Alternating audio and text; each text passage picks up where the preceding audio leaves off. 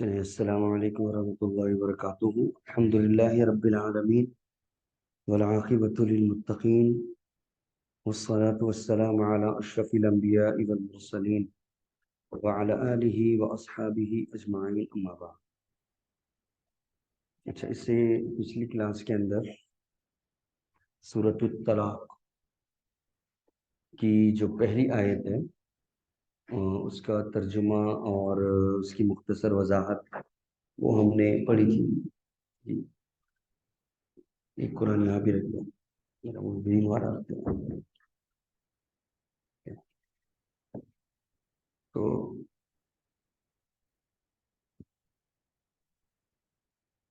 سورۃ الطلاق کی پہلی آیت کی وضاحت ہم نے پڑھی تھی، جس میں طلاق دینے کا ایک طرح سے طریقہ بھی ہے. یا ایھا النبی اذا طلقتم النساء فطلقوهن لعدتهن، اور اس کے علاوہ بتایا گیا تھا کہ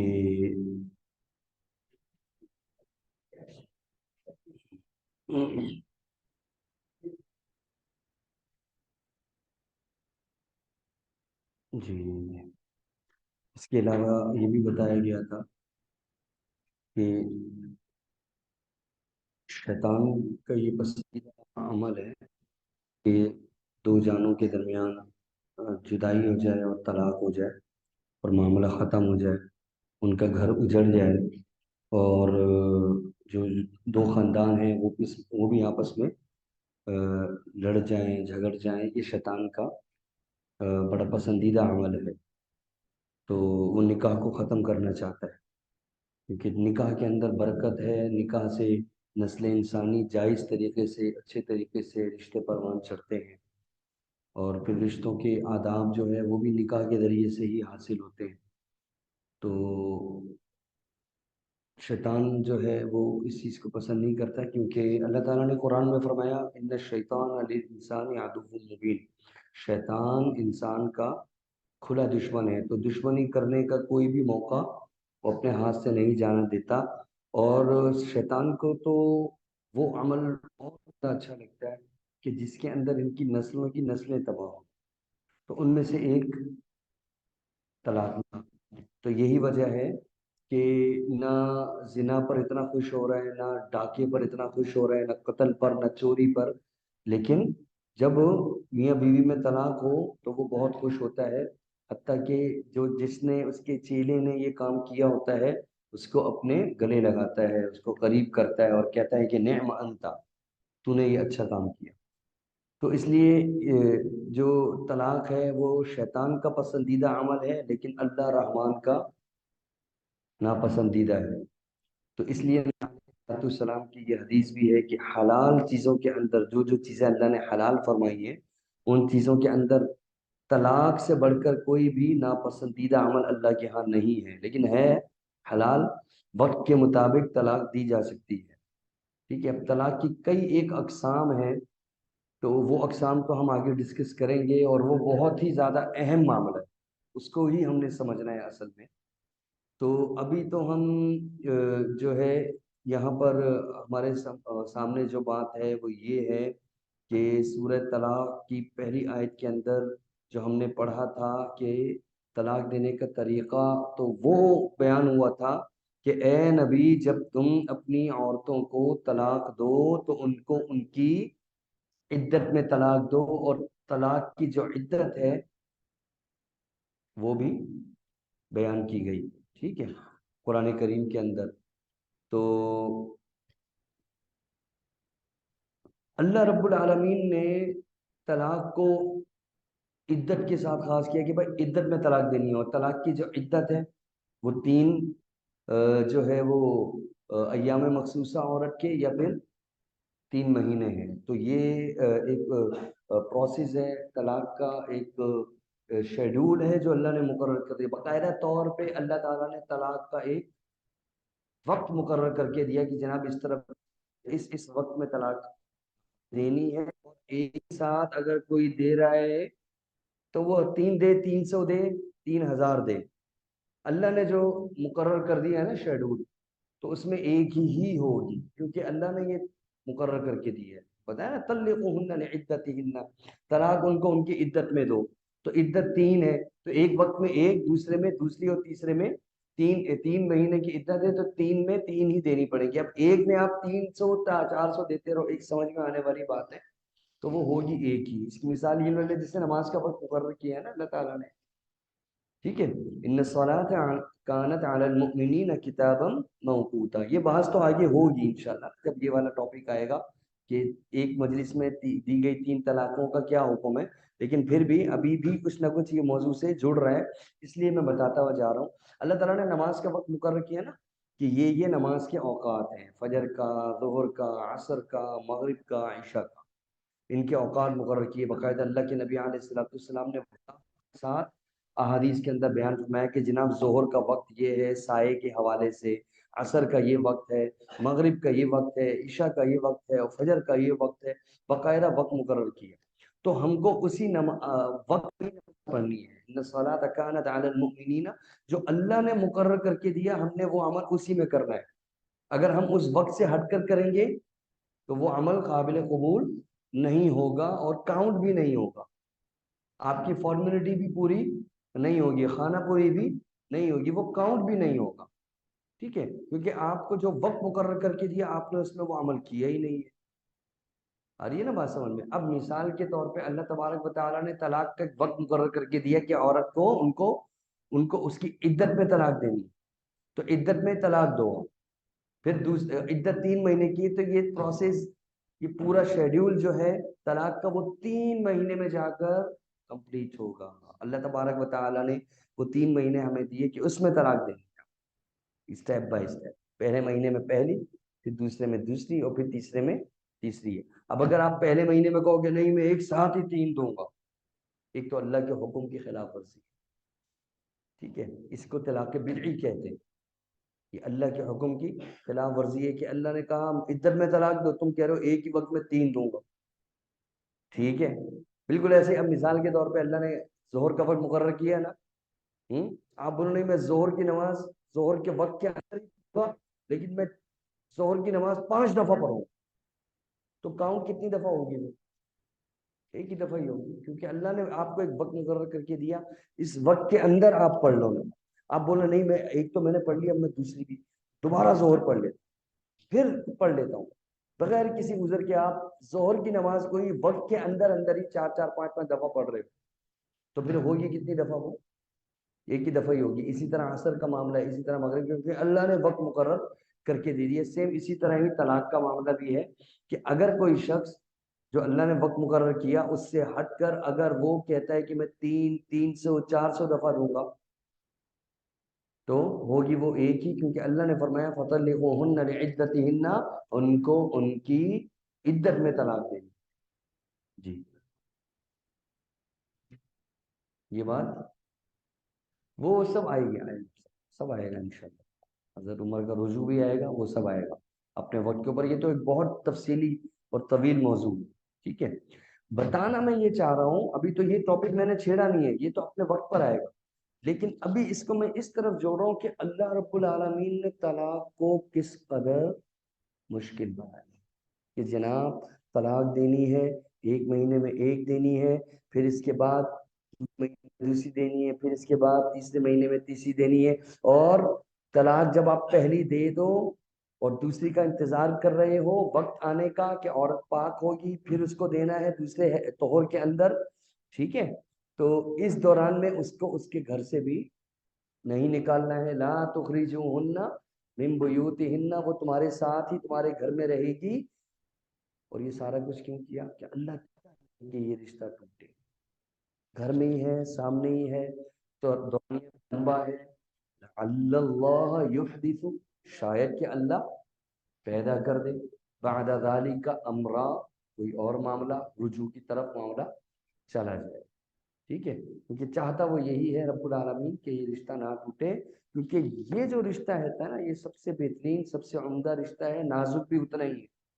اور یہ اگر ٹوٹا، یہ رشتہ اگر ٹوٹا تو پھر 2 خاندان اجڑ جائیں گے، اور جو ان کی نسلیں ہیں وہ نسلیں اجڑ جائیں گی. اور یہ نسلیں جو اجڑیں گی ان کی تربیت ٹھیک نہیں ہوگی، یہ نسلیں بھی آگے پورا ایک معاشرہ ہے پھر معاشرہ ہی اسی طرح کا ہوتا چلا جائے. یہ ایک سلسلہ شروع ہو جائے گا بے ترتیبی اور بے تربیتی کا. بے ترتیبی اور بے تربیتی کا ایک یہ سلسلہ شروع ہوتا جائے گا. تو اللہ رب العالمین نے طلاق کو مشکل بنایا، اس لیے طلاق کے رولز ہیں، ان رولز کے تحت کرنا. نکاح کو کتنا آسان بنایا رب العالمین کہ آسانی کے ساتھ کرو. یہ تو ہم نے مشکل بنا دیا طلاق، ہم نے مشکل بنا دیا نکاح کو، جبکہ اللہ نے آسان بنایا تھا. اور اللہ نے طلاق کو مشکل بنایا، ہم نے طلاق کو آسان بنایا. طلاق کو انتہائی آسان بنا دیا کہ اگر کوئی شخص ایک ہی مجلس میں طلاق طلاق طلاق کہتا ہے تو لوگ کہتے ہیں کہ ہو گئی بس ختم. ٹھیک ہے، اتنا آسان بنا دیا طلاق. اور نکاح کو اتنا مشکل بنایا، فلاں رسم فلاں رسم فلاں رسم، اتنا پیسہ، اتنا یہ، اتنا کچھ ہونا چاہیے. اور پھر اس کے بعد اب وہ لگا ہوا ہے، جو محترم ہیں وہ شادی کی تیاریوں میں لگے ہوئے ہیں، اتنا ہوگا تو یہ کرنا ہے، یہ سارا کچھ ہے. ادھر سے جو خاتون کے اہل خانہ ہیں وہ بھی، ان کے حوالے سے بھی بہت سی مشکلات پیدا گئی ہیں، فلاں رسم فلاں رسم. ٹھیک ہے، اب اس کی محنت کے اندر لگے رہتے ہیں اور عمریں گزر گئے. تو نکاح کو اتنا آسان بنا دیا، مشکل بنا دیا، اور طلاق کو آسان بنا دیا، جبکہ یہ بالکل شریعت کے مخالف ہے. ٹھیک ہے، تو یہ ہماری باتیں چلتی رہیں گی، اور بھی بہت ساری باتیں ہیں جو اس سے منسلک ہیں، وہ ہم نے انشاءاللہ تعالیٰ آگے کرنی ہے، اگلی کلاس کے اندر بھی ہوں گی. میں چاہ رہا ہوں کہ ابھی میں یہ شروع کروں کتاب الطلاق کی پہلی تھی. جی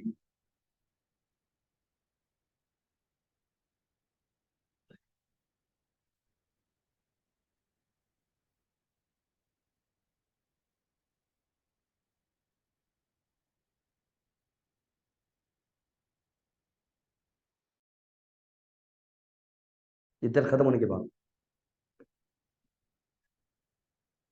جی انشاءاللہ تعالیٰ یہ جواب آگے بھی آئے گا، میں ابھی دے دیتا ہوں آپ کو عارضی طور پہ. وہ یہ ہے کہ ایسا کوئی کانسیپٹ نہیں ہے قرآن اور حدیث کے اندر کہ عدت ختم ہونے کے بعد، بلکہ دور جہالت کے اندر اس طرح کے معاملات ہوتے تھے کہ فوت شدہ شوہر کی کا جو سوگ ہوتا ہے وہ گزارنے کے کچھ جاہلانہ طریقے، طور طریقے جو ہے وہ مقرر کیے ہوئے تھے.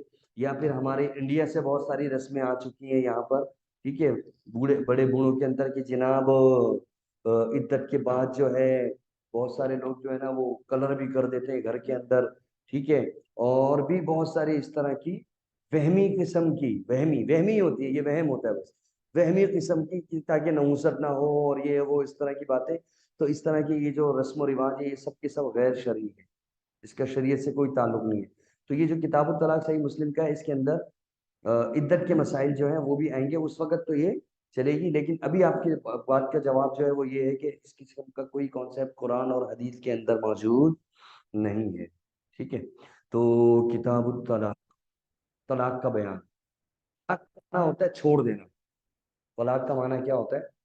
چھوڑ دینا. طلاق کا یطلقو کا مطلب عربی زبان میں تلقا ہے نا، تلقا گولی کو کہتے ہیں، گولی ہوتی ہے نا، گولی جو گن کے اندر ڈالی جاتی ہے، اس کو کیا بولتے ہیں؟ تلقا. تلقا کیونکہ وہ فائر جب ہوتا ہے تو وہ نکل جاتی ہے اور پھر واپس نہیں آتی. ٹھیک ہے، وہ فائرنگ کی مثالیں بھی دیتے ہیں، ہے نا، کہ بتاؤ بھائی اگر تم کیا باتیں کر رہے ہو، اگر کوئی بولے ڈھس ڈھس ڈھس 3 گولیاں اس نے فائر کی تو اس کو 1 لگے گی یا 3 لگے گی؟ ٹھیک ہے، ایسی بات ہوتی ہے کہ نہیں ہوتی ہے؟ ہاں، تو اس طرح کی بھی مثالیں دی جاتی ہیں. یہ سب انشاءاللہ زیر بحث آئے گی. بہت ساری باتیں ہیں، وہ اس طرح کی مثالیں جو ہے وہ سامنے لے کر آتے ہیں. ٹھیک ہے، تو پھر عقلی مثالوں کے اوپر لے لیں گے نا تو پھر بہت سارے مسائل ہیں وہ بھی آپ کو حل کرنے پڑیں گے. پھر عقل کہتی ہے، پھر وہ مسئلے بھی حل کرنے پڑیں گے. لہذا معاملہ یہ ہے کہ یہ عقل کا کوئی معاملہ ہی نہیں ہے. یہ دنیاوی مثالیں آپ اپنے پاس رکھو، اپنی جیب میں سنبھال کے، یہ ہمیں نہیں دو. ہم نے وہ کرنا ہے جو اللہ اور اس کے رسول نے فرمایا ہے. ٹھیک ہے، تو طلاق تلخا گولی کو بھی کہتے ہیں کیونکہ وہ بس نکل گئی تو نکل گئی. طلاق کا معنی بھی یہی ہوتا ہے. طلاق یطلق طلاقا، اس کا معنی ہوتا ہے چھوڑ دینا. طلاق ای طرقا، چھوڑ دینا، یعنی یہ جو رشتہ ہے اس رشتے کا آپس میں ختم ہو جانا. طلاق کے اور بھی بہت سارے مترادف الفاظ ہیں. ٹھیک ہے، ان پر بھی انشاءاللہ تعالیٰ آگے بحث ہوگی. طلاق کے مترادف الفاظ کے مطلب کن کن الفاظ سے عورت کو طلاق واقع ہو جاتی ہے کہنے سے، ٹھیک ہے، اور وہ حتمی الفاظ اور ارادتاً الفاظ، ان کے اندر کیا فرق ہوتا ہے، طلاق کب کب واقع ہوتی ہے، کب واقع نہیں ہوتی ہے، یہ آگے سارا یہ ٹاپک آئے گا انشاءاللہ۔ اس کو آپ نے اچھی طرح سے یاد کرنا ہے ان مسائل کو۔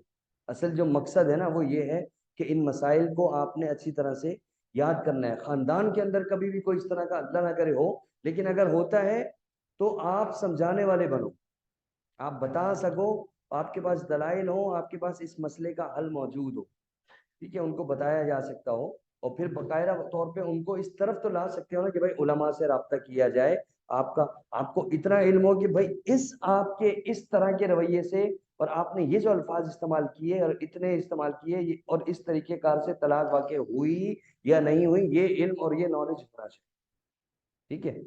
تو اصل جو مقصد ہے وہ یہی آگاہی دینا ہے۔ تو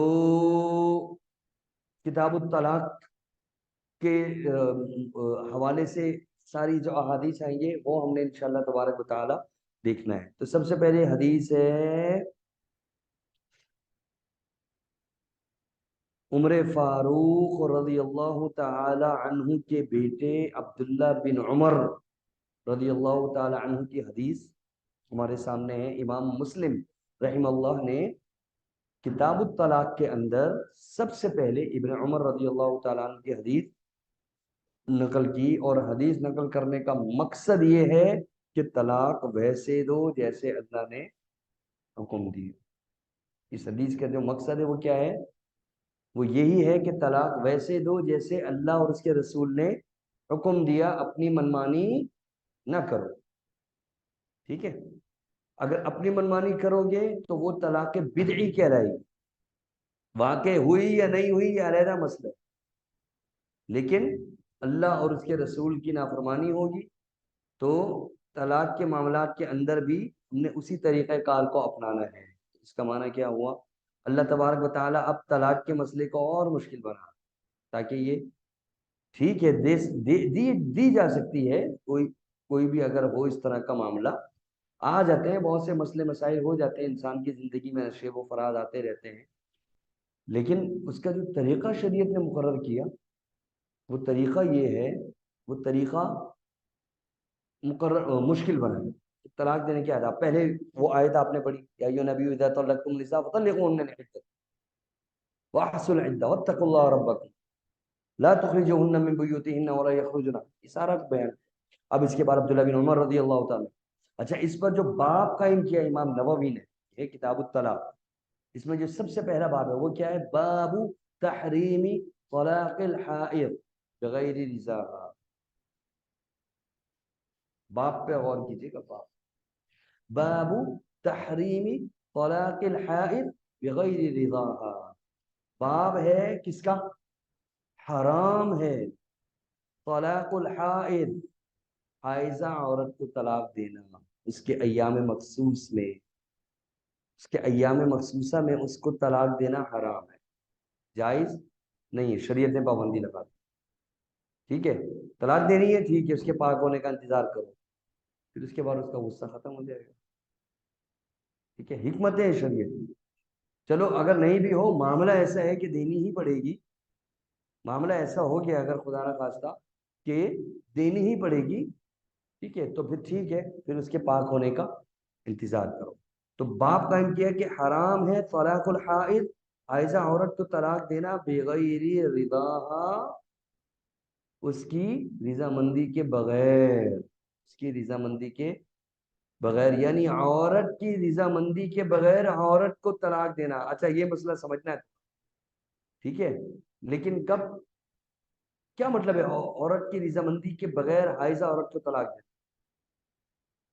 اس کا مطلب یہ ہے کہ آپ کو تو نہیں پتا کہ وہ ایام مخصوصہ میں ہے یا نہیں ہے، بعض دفعہ ایسا ہوتا ہے بیوی کو پتا ہوتا ہے، شوہر کو نہیں پتا ہوتا، ہاں بتا دے اگر تو ایک الگ بات ہے، نہ بتائے اگر، ٹھیک ہے، تو اب کیا ہے، وہ طلاق دینے سے پہلے اس کو پوچھے کہ تیری کیفیت کیسی، یہ پوچھنا ہی اس کی رضا ہے، اس کی اجازت ہوگی، وہ اس سے پوچھے طلاق دینے سے پہلے کہ بھائی آپ کی کیفیت کیسی ہے، آپ پاک ہو یا ناپاک ہو، طہر میں ہو یا غیر طہور میں ہو، آپ کی حالت کیسی ہے، تو وہ جب وہ کہے کہ میں طہور میں نہیں ہوں تو طلاق نہیں دے سکتے۔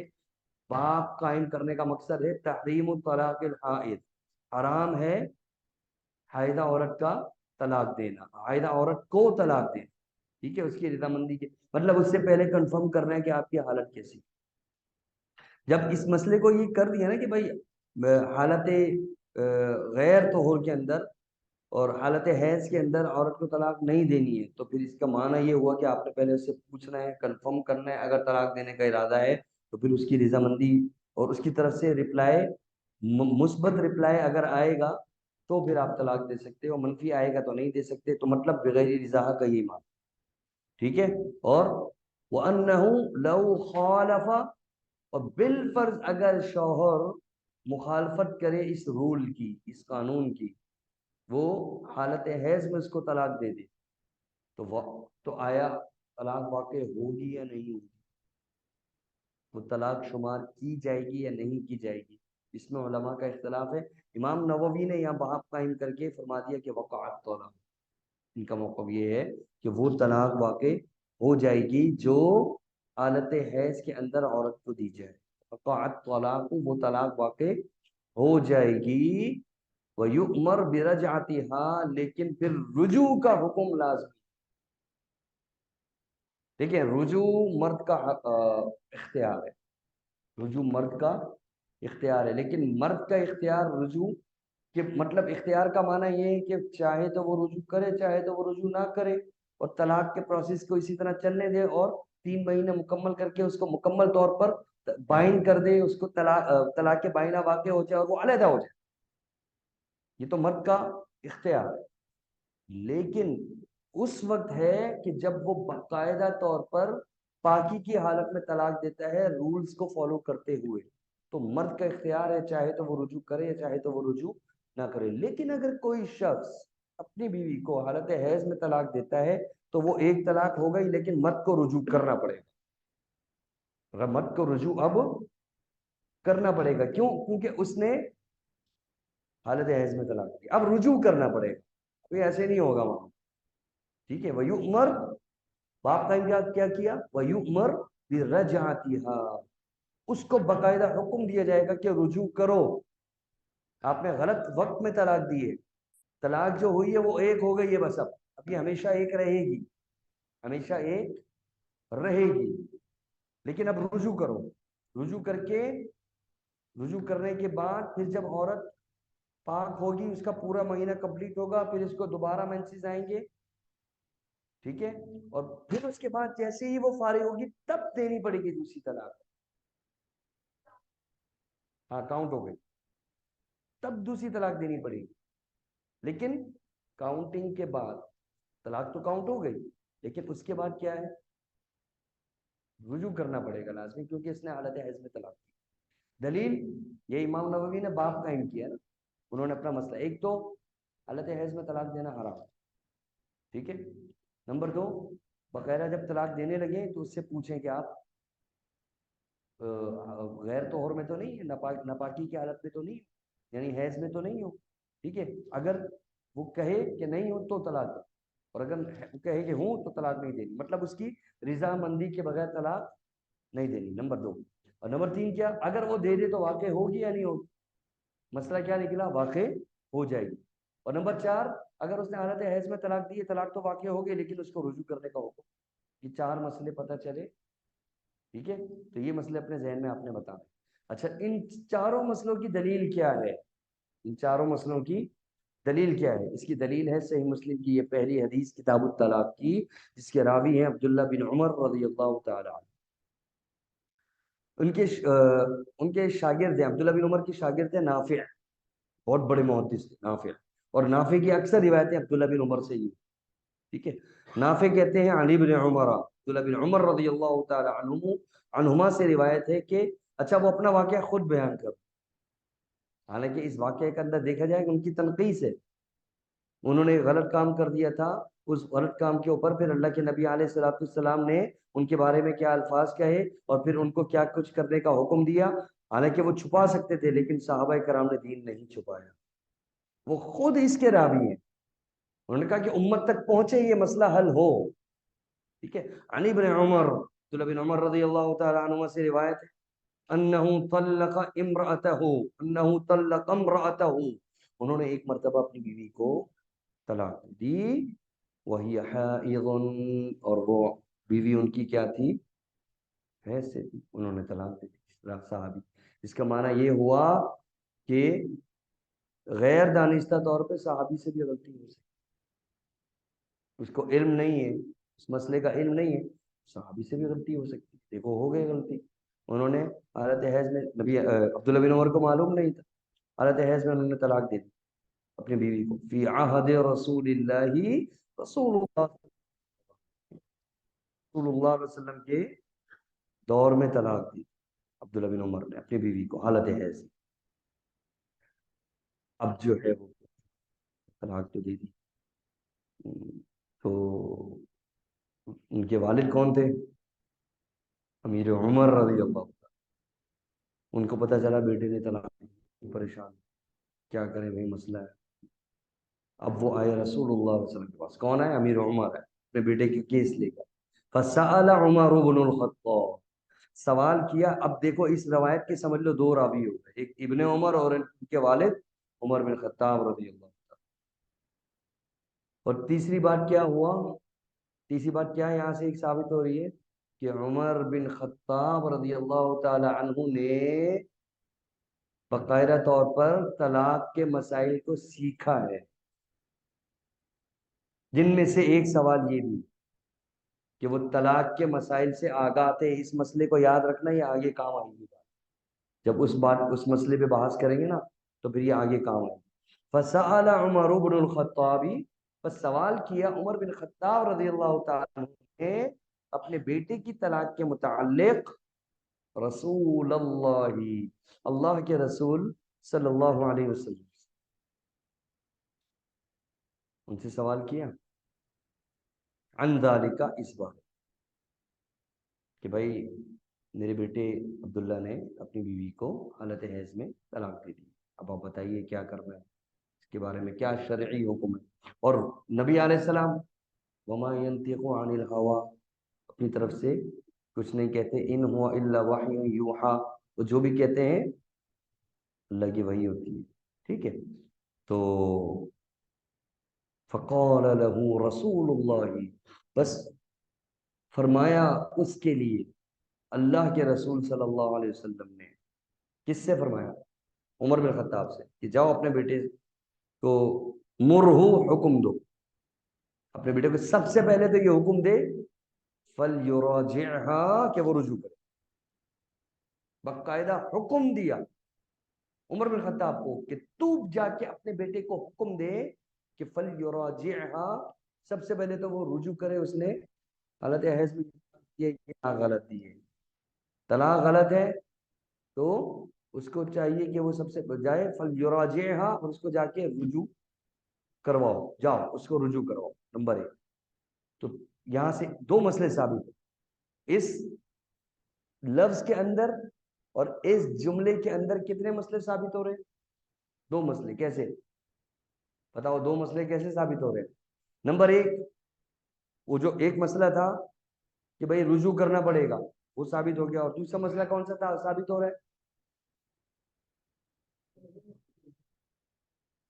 طلاق، وہ تو ہو رہا ہے، وہ بھی مسئلہ حل ہو رہا ہے. ایک اور مسئلہ یہ حل ہو رہا ہے کہ طلاق واقع ہو گئی. کیسے؟ مگر آپ یہ کہتے کہ طلاق ہوئی نہیں ہے اور آئندہ اس کو منع کرو، ایسے نہیں دینا. آپ نے کہا رجوع کرو، اس کا معنی یہ ہے کہ رجوع تبھی ہوگا جب طلاق واقع. تو یہیں سے یہ مسئلہ نکلتا ہے کہ اگر حالت حیض میں عورت کو طلاق دے دی جائے تو وہ طلاق واقع ہو جاتی ہے. اگر واقع نہیں ہوتی تو آپ رجوع کا حکم، واقع ہو گئی تھی تبھی آپ نے رجوع کا حکم دیا. تو یہاں سے اس لیے امام نووی نے کیا باب قائم کیا کہ وقعت طلاق، طلاق واقع ہو جائے گی. اور طلاق واقع ہونے کا کیا ہے؟ فَلْيُرَاجِعْهَا، اس سے حکم، اپنے بیٹے کو حکم دو کہ وہ جا کے فوراً اپنی بیوی سے رجوع کرے. جی یہ طلاق بدعی. ٹھیک ہے. فَلْيُرَاجِعْهَا، بس چاہیے کہ وہ فوراً اس سے رجوع کرے اپنی بیوی سے، مطلب واقع ہو گئی نا، اچھا رجوع کرنے کے بعد اب کیا بھائی ٹھیک ہے، ابھی تو رجوع کرنا پڑے گا، دینا ہے آپ کو، نہیں رکھنا ہے اس کو، ٹھیک ہے، ثم لیترکھا، پھر اس کو اپنے گھر میں چھوڑے رکھو، طلاق واقع ہو گئی ہے، رجوع کرو اور اس کو اس کے گھر کے اندر اب چھوڑے رکھو، حتی تطہورا، یہاں تک کہ وہ پاک ہو جائے، پاک ہوگی، پاک ہو کے نہا دھو لے گی، ثم تحید، پھر اس کا یہ دورانیہ چلتا رہے گا، پھر اگلے مینسز آ جائیں گے،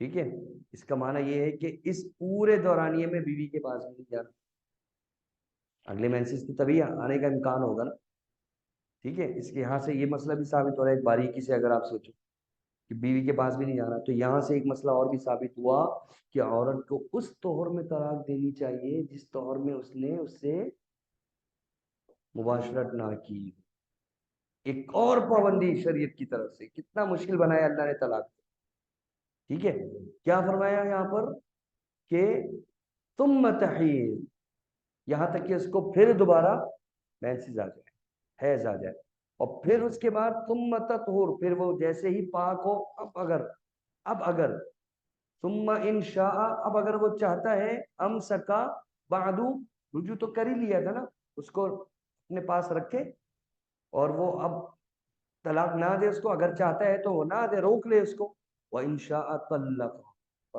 اور اگر چاہتا ہے تو اب وہ دوسری طلاق، اب وہ دوسری طلاق دے، لیکن قبل ان یمسا، ٹھیک ہے، اس کو چھونے سے پہلے، مباشرت سے پہلے، فَتِلْكَ الْعِدَّةُ، نبی علیہ السلام نے فرمایا یہی ہے وہ عدت، التی امر اللہ عز وجل، جس کا اللہ نے حکم دیا ہے، این یطلق لها النساء، کہ عورتوں کو ان کی عدت میں طلاق دی جائے، عورتوں کو ان کی، کہ پہلی حدیث میں نے اس لیے ابھی آپ کو سنائی کیونکہ ہماری آیت وہ چل رہی تھی فطلقوهن لعدتهن، اس آیت کی تفصیل اس حدیث کے اندر موجود، ان کو ان کی عدت میں طلاق دینی ہے، تو وہ طریقہ یہ نہیں، نبی علیہ السلام ہمارے لیے اسوہ حسنہ ہے نا، ٹھیک ہے، تو یہ حدیث اس لیے ہمارے لیے سب سے بہترین دلیل، قرآن اور حدیث دونوں کو ملائے، طلاق کے مسئلے کو حل کریں،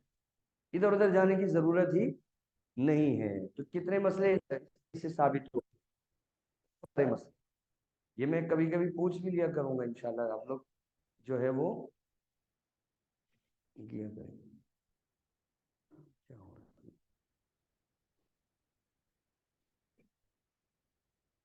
اچھا جی، تو دوبارہ اس حدیث کا ترجمہ سن لیں اتفاق، ابن عمر نے اپنی زوجہ کو طلاق دی، وہی حائض، اور وہ حالت حیض میں تھی، نبی علیہ السلام کے دور میں، فسأل عمر بن الخطاب، تو ان کے والد عمر بن الخطاب نے رسول اللہ علیہ وسلم سے اس بارے میں سوال کیا، فقال له رسول اللہ، تو رسول اللہ صلی اللہ علیہ وسلم نے فرمایا مرہ فلیراجع، اپنے بیٹے ابن عمر کو حکم دو کہ وہ رجوع کرے، ثم لیترکھا، پھر اس کو ایسے ہی رہنے دے، حتی تطہرا، یہاں تک کہ وہ پاک ہو جائے، اور پھر اس کی پاکی کا دورانیہ چلتا رہے، ثم تحید، یہاں تک کہ اس کو دوبارہ حیض آ جائے، اور پھر ثم تطہرا، پھر وہ اس حیض سے بھی پاک ہو جائے، ثم ان شاء امسکا، پھر اگر وہ چاہتا ہے تو روک لے اور نہ دے، طلاق دے، اپنا تعلق جاری رکھے، طلاق نہ دے، اپنا تعلق جاری رکھے، وان شاء طلق، اور اگر چاہتا ہے تو طلاق دے دے، لیکن قبل ان یمس، چھونے سے پہلے، فتلک العدۃ التي امر اللہ عز وجل ان يطلق لها النساء، یہی وہ عدت ہے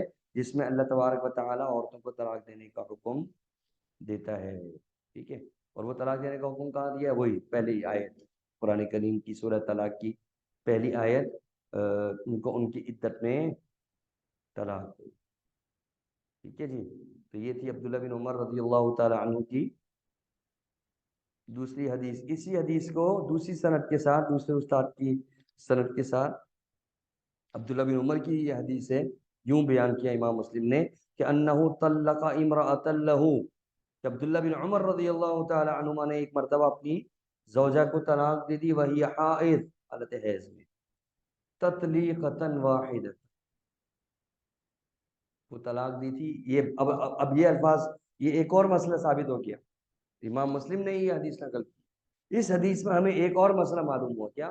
تطلیقتاً واحدتاً، انہوں نے اپنی زوجہ کو ایک ہی طلاق دی تھی۔ اس کا معنی یہ ہوا کہ صحابہ کرام کے دور کے اندر طلاق دینے کا طریقہ جو رائج تھا وہ یہی تھا کہ وہ طلاق طلاق طلاق اس طرح نہیں کرتے تھے، بلکہ ایک وقت میں ایک ہی طلاق دیتے تھے۔ ٹھیک ہے، تطلیقۃ واحدہ، ایک ہی طلاق دی۔ فامرہ رسول اللہ، تو اللہ کے نبی علیہ السلام نے ان کو حکم دیا، چونکہ انہوں نے حالت حیض میں طلاق دی تھی اپنی بیوی کو، حکم دیا ان یراجعها، کہ وہ اس سے رجوع کر لے، ثم یمسکها، پھر اس کو اپنے پاس روکے رکھے، حتی تطہر، یہاں تک کہ وہ پاک ہو جائے، ثم تعید، پھر اس کے بعد دوبارہ اس کو حیض آئے، عیدتن اخرى، دوبارہ اس کو حیض آئے، عندہ، اس کے پاس، عندہ، اس کے پاس، کس کے پاس؟ عبداللہ بن عمر کے ہی پاس، عیدتن اخرى، دوسرا حیض۔ کیا مطلب اس کے پاس؟ مطلب یہ کہ اس کو گھر سے نہیں نکالنا، وہ تمہارے پاس ہی ہو وہاں، یہاں پہ یہ مسئلہ بھی ثابت ہو گیا، وہیں پر ہی ہو۔ پھر اس کے دوبارہ حیضتن اخرى، دوسرا حیض آ جائے، ثم یمہلھا، اب وہ حیض میں اس کو مہلت دے کے رکھے، حتی تطہر، یہاں تک کہ پھر وہ دوبارہ طہور میں آ جائے، من حیضتها، اپنے حیض سے۔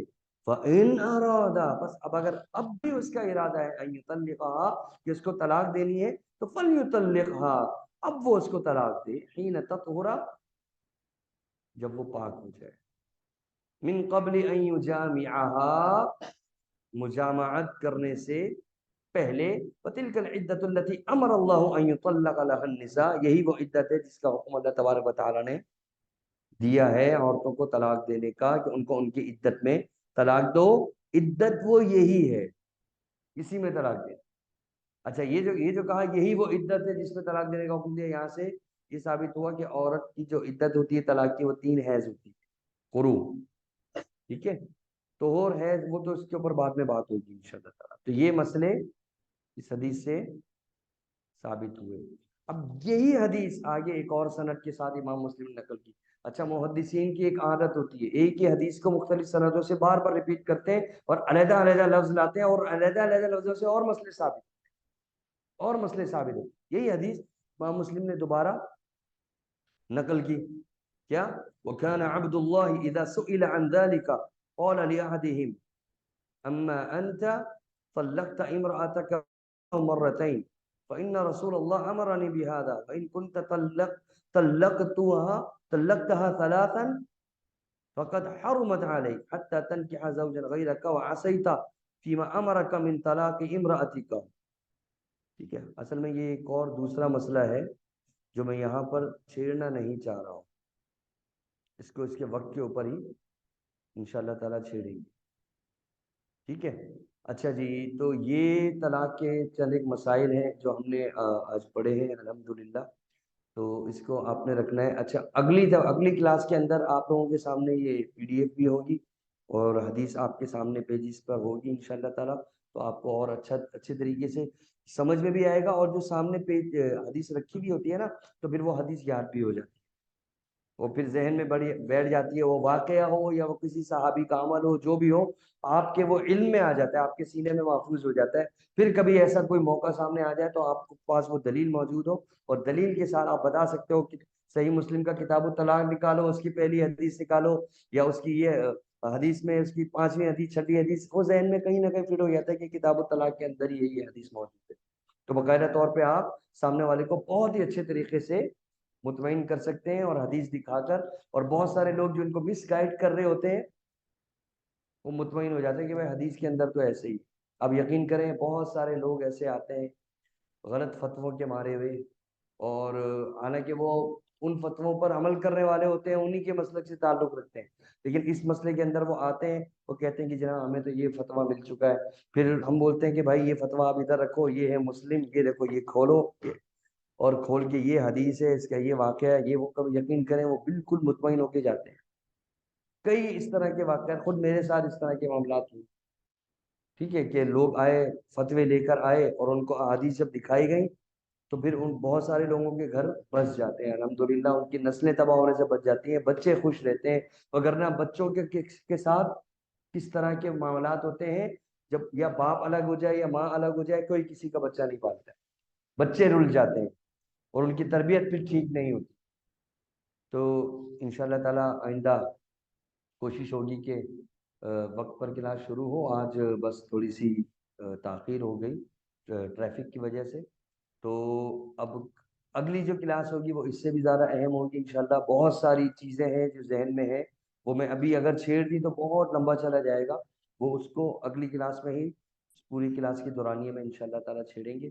تو اللہ رب العالمین سے دعا ہے اللہ تبارک و تعالیٰ ہمیں صحیح معنوں میں قرآن کو اور حدیث کو سمجھنے کی اور اسی کے مطابق اپنی زندگیاں گزارنے کی توفیق عطا فرمائے. اقول قولی ھذا استغفر اللہ لی ولکم وآخر دعوانا الحمد للہ رب العالمین. ہاں جی.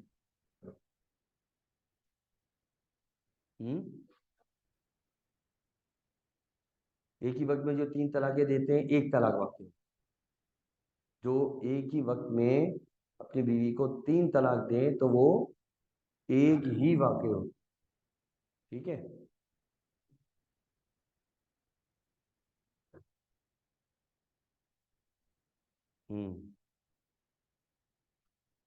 ان کے پاس کوئی حدیث نہیں ہے سوائے عمر بن خطاب رضی اللہ تعالیٰ عنہ کے ایک تعزیری حکم کی.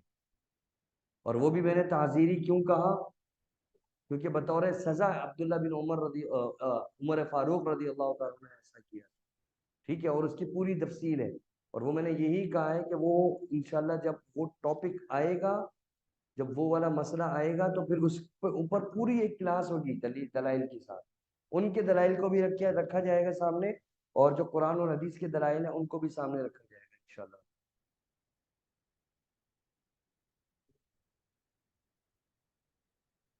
2 طلاقیں ہوں گی کہوں. اگر وہ رجوع کر لیتا ہے تو وہ 2 پڑی رہیں گی طلاق.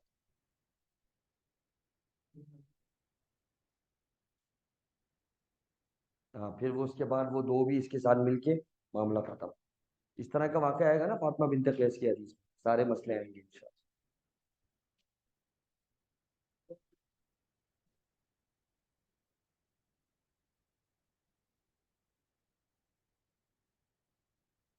تیسرے مہینے میں.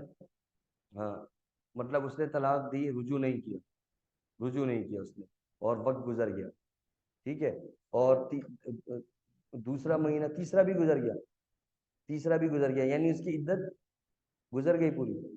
ٹھیک ہے. اور طلاق اس نے ایک ہی دی تھی، رجوع نہیں کیا اس نے، اور عدت بھی گزر گئی. ٹھیک ہے. تو پھر اس میں کے اندر کیا ہے، عورت فارغ ہو گئی. اگر عورت چاہے تو وہ دوسری جگہ نکاح کر سکتی ہے، لیکن چونکہ طلاق ایک ہی دی تھی اور عدت گزر گئی، عدت گزرنے کے بعد تو عورت فارغ ہو گئی نا، طلاق ہو گئی باقی. لیکن چونکہ اس نے ایک ہی طلاق دی تھی، دوسرے مہینے میں دوسری اور تیسرے مہینے میں تیسری نہیں دی تھی، اور عدت بھی 3 مہینے اس کے گزر گئے. طلاق وہی ایک ہی دی ہوئی تھی، رجوع بھی نہیں کیا. تو پھر اب دوبارہ سے تجدید نکاح ہو سکتا ہے اسی مت کے ساتھ، حق مہر علیحدہ ہو. اس کو بولتے ہیں تجدید نکاح. اس کا حکم ہے سورۃ البقرہ کے اندر. وہ مسئلہ جب آئے گا تو وہ ڈسکس ہوگا انشاءاللہ. ٹھیک ہے. ٹھیک ہے جی. السلام